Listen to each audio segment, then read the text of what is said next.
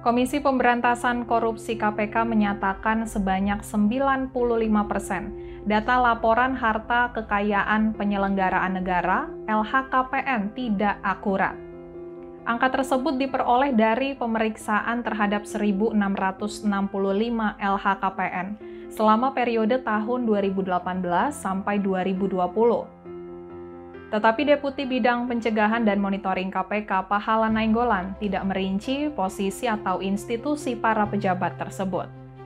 Pahala hanya mengatakan masih banyak harta yang disembunyikan oleh para pejabat. Harta yang disembunyikan tersebut biasanya berupa tanah, bangunan, rekening bank, dan investasi. Dan hal tersebut menjadi tantangan tersendiri bagi KPK. Lembaga anti rasuah harus lebih jeli menelusuri aset para pejabat untuk mencegah adanya penyembunyian harta, termasuk dengan menggandeng pihak bank.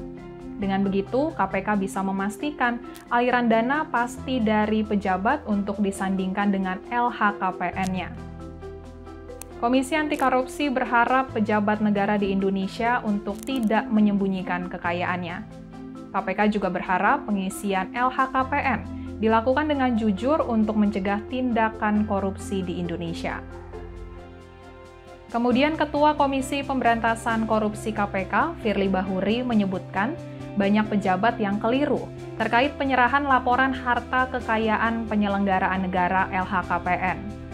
Dikatakan Firly Bahuri, para pejabat banyak yang mengira LHKPN diserahkan hanya sebelum dan akhir masa jabatan. Padahal seharusnya pejabat menyerahkan LHKPN 3 kali, yakni sebelum, selama, dan setelah menjabat. Menurut Firly, kesalahpahaman itu mendarah daging di anggota legislatif, eksekutif, maupun yudikatif. Pemahaman yang keliru itu membuat para pejabat merasa tidak bersalah ketika lupa menyerahkan LHKPN ke KPK.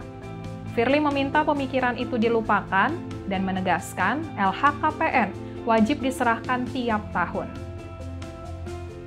LHKPN yang kita lakukan pemeriksaan detail terhadap kebenaran isinya itu 95% memang tidak akurat. Secara umum, banyak harta yang tidak dilapor, baik itu tanah, bangunan, rekening bank, maupun investasi lain. Ini selain yang tidak dilaporkan, juga melaporkan penghasilan yang agak aneh dibandingkan dengan transaksi banknya.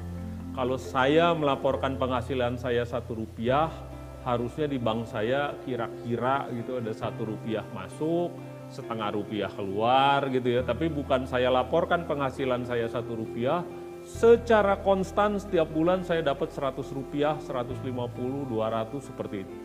Jadi 15% dari yang 95% itu menunjukkan profil yang tidak fit dengan data keuangan.